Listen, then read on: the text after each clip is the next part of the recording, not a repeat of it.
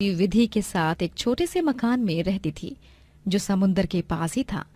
मंजू और विधि दोनों रोज सुबह मुंबई के गेटवे ऑफ इंडिया के पास मिसल पाव के ठेला लगाकर मिसल पाव बेचा करते थे। मुंबई की आन बान शान मिसल पाव, 10 रुपए प्लेट, 10 रुपए प्लेट, मसालेदार चटकेदार मिसल चिवड़ा के साथ और 2 प्लेट पर 4 पाव फ्री। मिसल पाव, मिसल पाव। आई, ये लो, मैंने प्याज काट दिए हैं। अब इन पाव की ऐसे लड़ियों को अलग अलग करती हूँ। विधि अपनी माँ की खूब मदद करती। मंजू के हाथ की बनी मिसल पाव सभी ग्राहकों को बहुत पसंद आती और सभी उसकी खूब प्रशंसा करते। अरे बहुत खूब, बोले तो एक नंबर मिसाल पाव है। ओह मंजू काकी, मुझे ना थोड़ा और रासा दे दो और थोड़ी सेब भी डाल दो। आई शपथ, आपके ठेले के मिसल का तो कोई जवाब ही नहीं। काकी, हाँ जरा 2 पाव दे दो, कितना भी खाओ मन नहीं भर रहा। खूब छान, खूब छान। मंजू मिसल पाव बेचकर दिन भर में अच्छे खासे पैसे कमा लेती, जिससे वो अपना और अपनी बेटी का पेट पालती। दरअसल मंजू का पति जयंत एक शराबी था जो मंजू को खूब मारता और उसके संग ठीक से पेश नहीं आता। कुछ सालों बाद उसने दूसरी औरत से शादी कर ली और मंजू ने अकेले ही विधि को पाला। मंजू को हमेशा इस बात का गम होता कि वो अपनी विधि को स्कूल नहीं भेज पाई। मुझे माफ करना विधि भला, मैं तुम्हें कभी स्कूल में नहीं भेज पाई, लेकिन तुम चिंता मत करो, अभी मैंने पैसे इकट्ठा कर दिए हैं। अगले महीने में ही मैं तुम्हारा एक अच्छे स्कूल में दाखिला करा दूंगी, फिर तुम भी बाकी बच्चों की तरह पढ़ना लिखना। ये मैं बहुत खुश हूँ आई, आखिरकार मैं पढ़ूंगी, बहुत मजा आएगा। वो ब्रिज के पास वाले स्कूल के बच्चे, मैं भी उनकी तरह वो सफेद सफेद कपड़ा पहनूंगी, काले काले चमकीले जूते पहनूंगी, गले में वो लटकने वाली टाई पहनूंगी, बैग पहनूंगी, किताब में लिखूंगी। कितना अच्छा होगा ना सब कुछ आई। हाँ बिटिया, गणपति बप्पा की कृपा से सब कुछ ही सही हो रहा है। देव बप्पा करे सब कुछ ऐसा ही चलता रहे। लेकिन बेचारी विधि इस बात से अनजान थी कि उसका और उसकी माँ के साथ बस अब कुछ दिनों तक का ही था। कुछ दिनों बाद एक रात, अरे देवा, मैंने कल के लिए रॉकेल तो लाया ही नहीं। रॉकेल के बिना स्टोव कैसे चलेगा? मिसल पाव बेचने ही 7 बजे निकलना पड़ता है। मुझे अभी जाना होगा। लेकिन आई, आप इस वक्त कहाँ से लाओगी रॉकेल? रात के 11 बज रहे हैं, आपको इस वक्त कहीं पर भी रॉकेल नहीं मिलेगा। नहीं विधि, वो चांदनी होटल के पास वाले मार्केट में सुधा वाहिनी बैठी है रात के 11:30 बजे तक रॉकेल बेचने। मैं उन्हीं से लाऊंगी।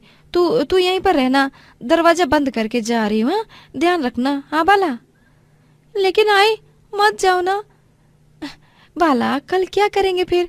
तुझे तो पता है ना, सुबह सुबह गेटवे पर कितने लोग आते हैं मिसल पाव खाने। हाँ, मुझे जाने दे बेटा, मत रोक, वरना कल वांदे हो जाएंगे अपने। ठीक है आई, संभल कर जाओ। मंजू विधि के गले लगती है और घर से बाहर निकलती है। वो रात के समय सड़क से गुजर रही होती है। आज इस सड़क पर एक गाड़ी भी नहीं है। चलो अच्छा है, बस बप्पा करे वो सुधा वाहिनी वहीं पर हो ताकि मैं रॉकेल ले सकूं। मंजू जा ही रही होती है कि उसे अंधेरे में तेजी से एक ट्रक आती है और मंजू को ठोक कर निकल जाती है। मंजू उस सड़क पर खून से लथपथ होकर पड़ी रहती है। 11 से 1 बज जाते हैं, लेकिन अब तक मंजू ना आने पर विधि का जी बहुत घबराने लगता है। हे गनु बप्पा, आई अभी तक नहीं आई। पता नहीं इतनी देर कैसे लग गई है उन्हें। 2 घंटे हो गए अब तो। मुझे ही जाकर देखना होगा। लेकिन आई ने तो दरवाजा बाहर से बंद किया है। एक काम करती हूँ, खिड़की से बाहर जाती हूँ। विधि खिड़की से बाहर निकलती है और उसी रास्ते से होकर जाने लगती है जहाँ से मंजू गई होती है। लेकिन जब वो अपनी माँ को खून से लथपथ सड़क पर देखती है, तभी उसकी जान निकल जाती है। आई! आई! ये आपको क्या हो गया? आई! आई! उठो ना आई! आई! कोई है? मेरी मदद कीजिए, मेरी आई! आई! आगे खोलो ना आई! विधि को पास में ही एक लारी दिखती है। वो अपनी आई को उस लारी पर रखकर उसे धक्का मार मार कर हॉस्पिटल ले जाती है। हॉस्पिटल जाने के बाद डॉक्टर विधि से कहते हैं, विधि, बेटा आपकी आई कोमा में जा चुकी है। क्या? नहीं, ऐसा नहीं हो सकता। मेरी आई, डॉक्टर, डॉक्टर मेरी आई वो वापस ठीक हो जाएंगे ना? बोलो ना डॉक्टर, बोलो ना। मैं आपको झूठी आस नहीं दे सकता बेटा। आपकी आई बच भी सकती है और नहीं भी। हम अपनी तरफ से पूरी कोशिश कर रहे हैं। बाकी सब ऊपर वाले के हाथों में है। विधि, ये लो, इन कागजों पर अपने दस्तखत कर दो और जल्दी से 20,000 रुपए भर दो। 20,000 रुपए? ठीक है नर्स ताई, कोई बात नहीं, मैं अभी घर जाकर पैसे लाती हूँ, पर आप मेरी आई को बचा लो। मैं आपके सामने हाथ जोड़ती हूँ, आपके पैर पड़ती हूँ नर्स ताई। विधि घर जाकर अलमारी से वो पैसे निकालती है जो मंजू ने विधि के स्कूल एडमिशन के लिए इकट्ठा किए थे।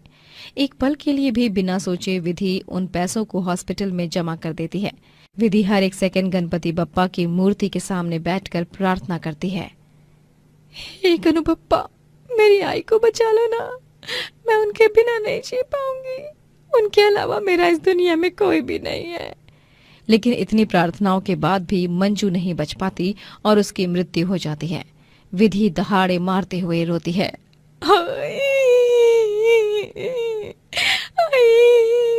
मत जाओ मुझे छोड़कर, आई आंखें खोलो ना, आई आपकी विधि अब इस दुनिया में कैसे रहेगी? आई विधि के लिए मंजू के बिना जीना अब बहुत कठिन हो चुका था, लेकिन फिर भी हिम्मत जुटाकर विधि अपनी आई की तरह मिसल पाव बेचने जाती है। वो अपने हाथों से मिसल पाव बनाती है और अब खुद ही अकेले अपना जीवन यापन करने लगती है। अरे विधि, तुम्हारे आई के साथ जो कुछ भी हुआ बहुत बुरा हुआ, लेकिन एक बात कहूं, तुम्हारे हाथों का बना मिसाल पाव बिल्कुल मंजू काकी की तरह ही है। हाँ विधि, तुम चिंता मत करो, यूं ही मेहनत करते जाओ, सब ठीक हो जाएगा। मंजू के चेहरे की मुस्कान तो मानो खो सी गई थी। वो दिन भर मिसल पाव बेचती और रात को जब वो घर लौटती तभी अपनी आई की तस्वीर को सीने से लगाकर वो फूट फूट कर रोती। एक दिन विधि के मिसल पाव ठेले पर आकर्ष और नीता नामक पति पत्नी आते हैं, जिन्हें विधि के हाथ की मिसल पाव बहुत पसंद आती है। घर जाने के बाद, आकर्ष, उस मिसल पाव वाली लड़की के बारे में मैंने 2 लोगों से सुना। वो उसकी माँ की मृत्यु हो गई है, बेचारी अकेली रहती है। आज उसे देखकर मुझे एक अलग सी फीलिंग महसूस हुई, एक अलग सा कनेक्शन। हाँ नीता, मुझे भी। क्यों ना हम ऑर्फनेज में जाने की जगह उसी सुंदर सी फूल सी मासूम गरीब मिसल पाव वाली बच्ची को गोद ले लें। हाँ आकर्ष, तुमने तो मेरे मुंह की बात ही छीन ली। मैं भी यही सोच रही थी। हम कल ही जाकर उसे अपने साथ ले आएंगे। हाँ, नीता और आकर्ष दोनों ने एक एक्सीडेंट में अपनी 6 साल की बेटी रानी को खो दिया था और उस एक्सीडेंट के कारण नीता बांझ हो गई, जिसके बाद वो बच्चा नहीं पैदा कर पाई। और अब नीता और आकर्ष दोनों विधि को गोद लेने का फैसला लेते हैं। अगले दिन जब वो दोनों विधि के ठेले के पास जाते हैं तभी देखते हैं कि कुछ गुंडे विधि को परेशान कर रहे हैं। अरे ज्यादा शानी मत बन, चल जल्दी से अपने सारे पैसे हमें दे दे, वरना बहुत बुरा होगा, कह दे रहा हूँ। अरे लगता है ये ऐसे नहीं मानेगी। दोनों गुंडे विधि को मारने जाते हैं कि तभी आकर्ष वहां पर आकर उन दोनों को पीटने लगता है और विधि घबराकर नीता के गले लग जाती है। दोनों विधि को बचा लेते हैं। कुछ देर बाद वहां पर पुलिस आती है और उन दोनों गुंडों को गिरफ्तार करके ले जाती है। इसके बाद आकर्ष और नीता विधि को गोद लेते हैं और विधि भी खुशी खुशी उनके साथ रहने के लिए तैयार हो जाती है। लेकिन वो अपनी आई को कभी नहीं भूलती और रोज उसकी